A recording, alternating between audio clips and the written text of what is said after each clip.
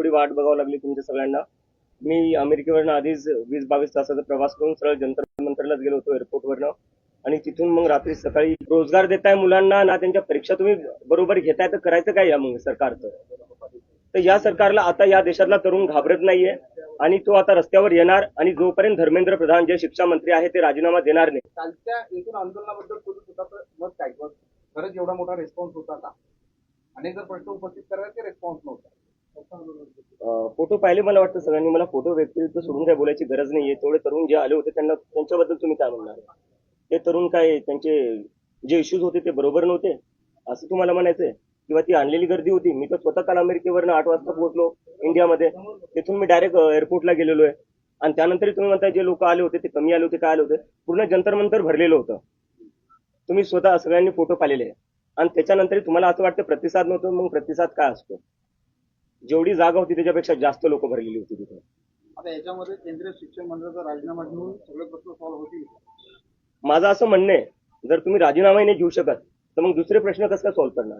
Accountability कुठेतरी fix झाली पाहिजे. फंडामेंटली बोलायला गेलं तर सिस्टम तेव्हा फिक्स होईल जेव्हा कोणी जिम्मेदारी घ्यायला तयार असेल. जर जिम्मेदारी कोणी घेणारच नाही तर सिस्टम कुठून ठीक होणार आहे? Next question. ते आम्ही लवकरच सांगू. जसं आम्ही सांगितलं, आता आंदोलन हे आम्ही देशभर करणार आहे. पण आता 6 दिवसाचा अल्टिमेटम आहे. 6-7 दिवसाचा काय अल्टिमेटम नंतर काय भूमिका असणार हा या सगळ्यांचं लक्ष आता हे आम्ही आंदोलन अजून वाढवणार आहे. आणि जर त्यांनी 6 दिवसात राजीनामा नाही दिला, आम्ही पुन्हा एकदा जमिनीवर येऊ. चालू आहे, ते चालू आहे. आता सध्या तरी मी घरी आलेलो आहे. 1-2 दिवस थांबेल मी. आता याच्यानंतर बघू, आता पुढचा निर्णय घेऊ. आज पहिलाच दिवस आहे माझा घरी. मोदींवर काहीच बोलत नाही. राजीनामा त्यांनी घेतला पाहिजे, हे आम्ही आधीपासून म्हणतोय. जर शिक्षा मंत्र्यांचं अकाउंटेबिलिटी फिक्स होत नाही, ते याच्यात पंतप्रधानांची जिम्मेदारी आहे. जर ते रशिया आणि युक्रेनचं युद्ध थांबू शकतात तर पेपर लीक थांबू नाही शकत ते. ज्यावेळेस सुप्रीम कोर्टामध्ये धुरळ हा शब्द उच्चारला होता, धुरळ शब्द उच्चारल्यानंतर ही सगळी ऍक्टिव्हिटी सुरू झाली. देशभरातले सगळे तरुण धुरळ म्हणून स्वतःला संबोधून तुला रिस्पॉन्स दिला होता, पाठिंबा दिला होता. तर त्यानंतर हा विषय हातात घेतला. हा केवळ एकच विषय असणार आहे का या सगळ्या पुढच्या काळामध्ये जे काही सरकार विरोधी विषय असतील किंवा आणखी काही मुद्दे असतील ते हाती घेणार आहेत? काय अजेंडा असणार आहे अशी एक उत्सुकता सगळ्यांना. जे युवकांचे मुद्दे आहे, मग तो शहरी भागातला युवक असो का ग्रामीण भागातला युवक असो किंवा तो शेतकरी युवक असो का कामगार युवक असो, आम्ही प्रत्येकाचे मुद्दे उचलणार आहे. एकूण राजकीय परिस्थितीबद्दल काय वाटतं? राजकीय परिस्थिती काय ते तुम्ही बघताच आहे.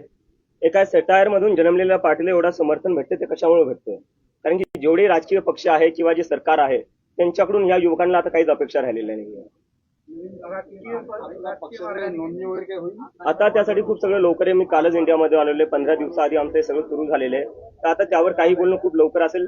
आम्ही ज्या लोकांनी आम्हाला सपोर्ट दिला आहे, ज्यांनी आमची मेंबरशिप घेतलेली आहे, त्या लोकांशी आम्ही संवाद करू, डायलॉग करू.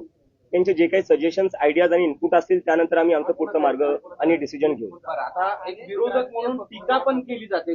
त्या सत्ताधारी कोण असेल किंवा आणखी कोणी असेल ते टीका पण करतात वेगवेगळ्या मार्गाने. मग बांगलादेश, पाकिस्तानचा विषय, परदेशात तू राहतो, त्याचबरोबर तुला सरकार विरोधी अजेंडा, असे वेगवेगळे आता तू वाचला असत. तर त्याबद्दल काय मत? माझ्यावर जे टीका केल्या त्या केल्या, ठीक आहे. आज मी तुमचं त्याला या सरकार आणि मीडिया, जे मेनस्ट्रीम मीडिया आहे त्यांनी पाकिस्तानी म्हणलेले आहे. जो मुलगा 17 वर्षाचा आहे त्याचं फक्त एकच काम होतं, मेहनत करायची आणि परीक्षा द्यायची. त्यांनी परीक्षा दिली. परीक्षामध्ये त्याला जेव्हा कळलं की त्याची मार्कशीट चुकीची चेक झाली, तो कारभार त्यांनी उघड आणला, तेव्हा तुम्ही त्याला पाकिस्तानी म्हणले. या देशात तुम्ही कोणाला पाकिस्तानी म्हणणार? लोक आमच्याशी जुडतायत. प्रशांत भूषण, संजय हेगडे जे सुप्रीम कोर्टचे लॉयर आहे तेही आमच्यासोबत जुडतायत. त्याला जोडण्याचं असं आहे की इतर जे विरोधातले पक्ष आहेत काँग्रेस सारखे, ते उघडपणे पाठिंबा देताना दिसत नाहीत. काही संपर्क झालाय का या काळात? नाही, काही संपर्क नाही झाला.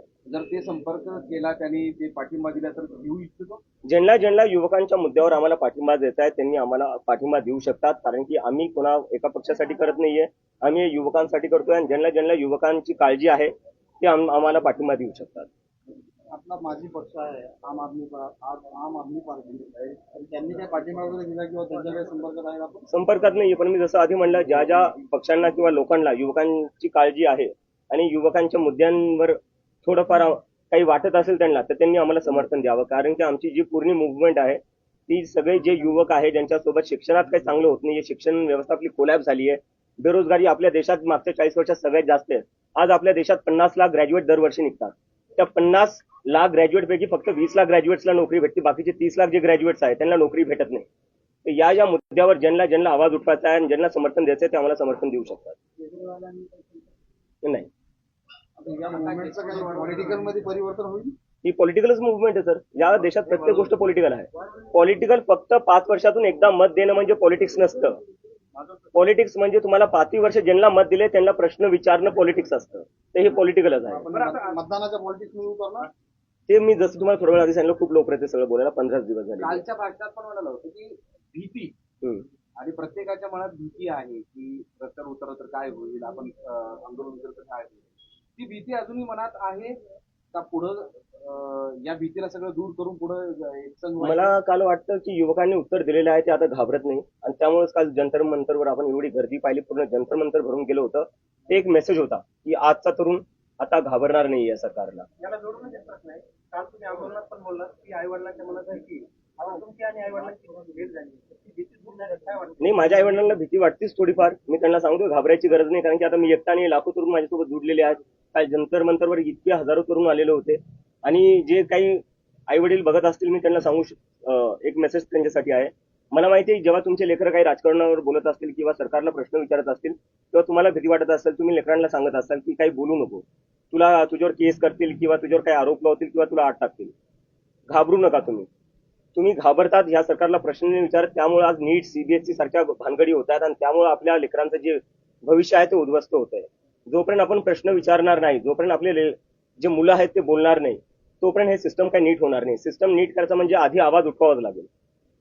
काँग्रेसचे नेते तुम्ही मराठवाड्यात आलेले आहात, युवकांच्या प्रश्नांवर पाटील बोलायचे आहे आणि दिवसांपासून आहेत, तर त्यांची तुम्ही भेट देणार आहे का?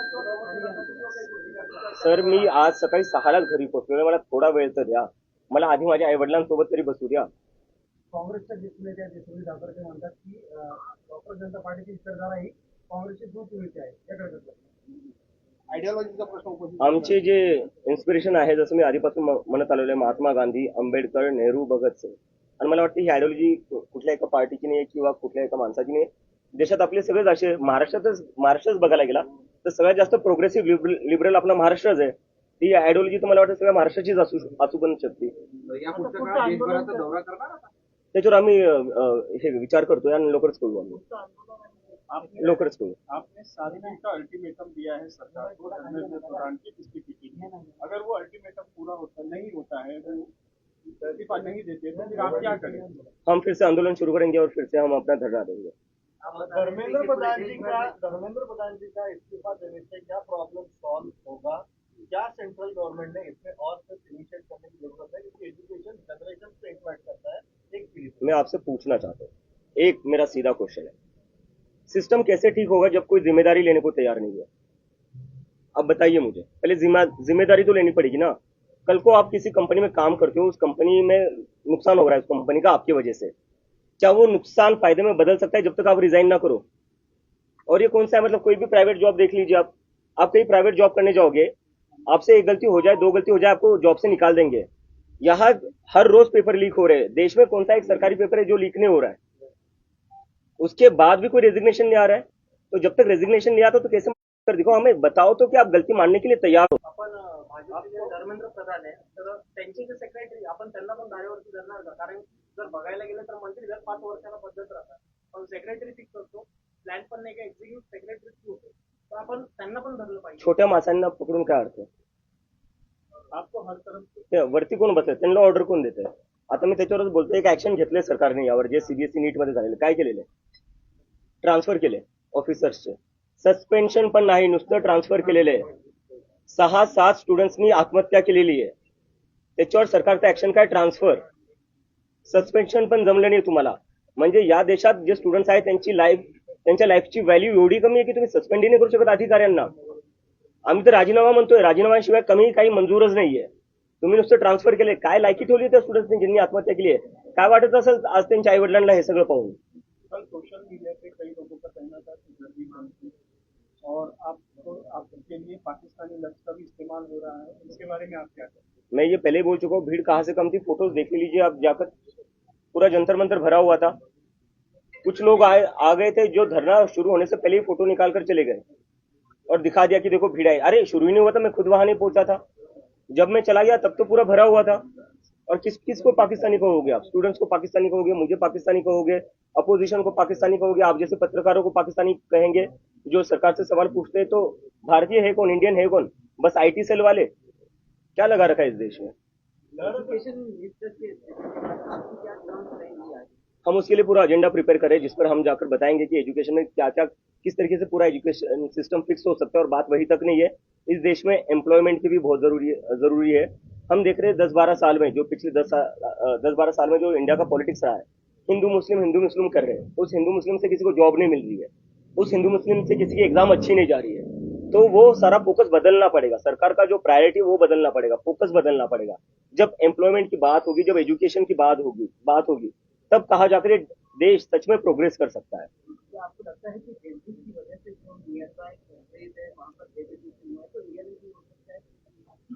नियर बाय कंट्री से मैं कंपेयर नहीं करना चाहूंगा, क्योंकि मैं देख रहा हूँ कि एक इकोसिस्टम है सरकार का, एक नैरेटिव चल रहा है जो बार बार बांग्लादेश में जो हुआ, नेपाल में जो हुआ, उससे हमें कंपेयर करके बोले जा रहे हैं कि ये लोग देश में तबाही मचाना चाहते। कल देख लिया, कल जंतर मंतर को पूरा भरा हुआ था, इतनी भीड़ थी, कहीं पर भी कुछ नहीं हुआ, एकदम शांतिपूर्ण तरीके से प्रदर्शन हुआ। कल हमने दिखा दिया है कि ये प्रदर्शन हम शांतिपूर्ण तरीके से ही करेंगे, और करके दिखाया है हमने।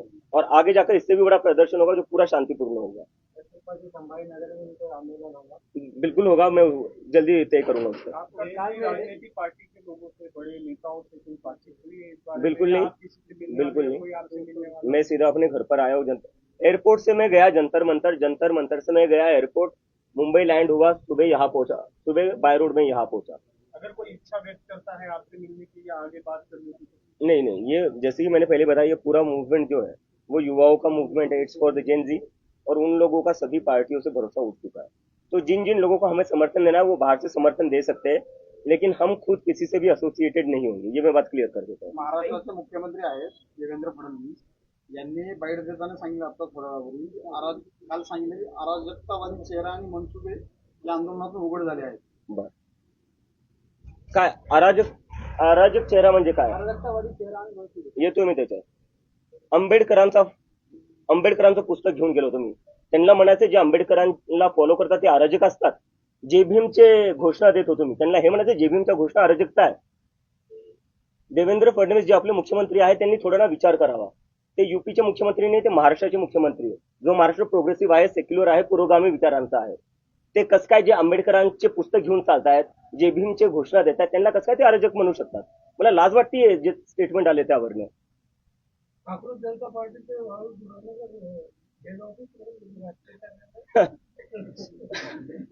प्रयत्न करू बेस बनवायचा इथे. जंतर मंतर में जो लोग आए थे, जो बच्चे आए थे, जो ग्रुप आया था, ये देश के किस किस कोने से आया था? आपने कुछ उसको एनालाइज किया है? कल जो मैंने टी शर्ट पहनी थी वहां पर Indian jersey, Indian cricket team थी। वो एक लड़का आया था सिक्किम से, 1,500 किलोमीटर दूर से आया था।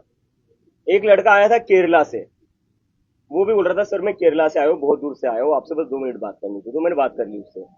कुछ लोग आए थे उड़ीसा से, कुछ लोग आए थे बंगाल से, राजस्थान से लोग थे, गुजरात से लोग थे, महाराष्ट्र से। तो मतलब पूरी टीम में मेरे जितने भी दोस्त थे पुराने, वो सारे वहां पर ही थे। तो पूरे देश भर से लोग आए थे। कश्मीर से भी एक दोस्त मिला था मुझे, वो भी आया हुआ था। आपका जो ये पक्ष है वो एक मूवमेंट के लिए सीमित रहेगा या आगे और भी इसमें कुछ आएंगे? आप राजनीति में उतरेंगे, अपना अलग से पक्ष बनाएंगे? जैसे मैंने कहा कि राजनीति को बस अपना इलेक्शन की तरफ मत देखिए। देश का जो नुकसान हो रहा है ना, वो इसलिए हो रहा है क्योंकि आप लोगों ने ना राजनीति को बस इलेक्शन तक ही लिमिटेड रख दिया है। 5 साल में एक बार इलेक्शन करवा दो, उसके बाद सब भूल जाओ क्या हो रहा है क्या नहीं हो रहा है। फिर सब बिक जाते हैं, यहाँ बैठ जाता है, उसके पास बैठ जाता है, खरीद फरोख्त चलती रहती है अगले 5 साल। तो ये सब नहीं करना है हमें मुद्दे की राजनीति करनी है। पक्षाची नोंदणी करणार आहात का कुठे?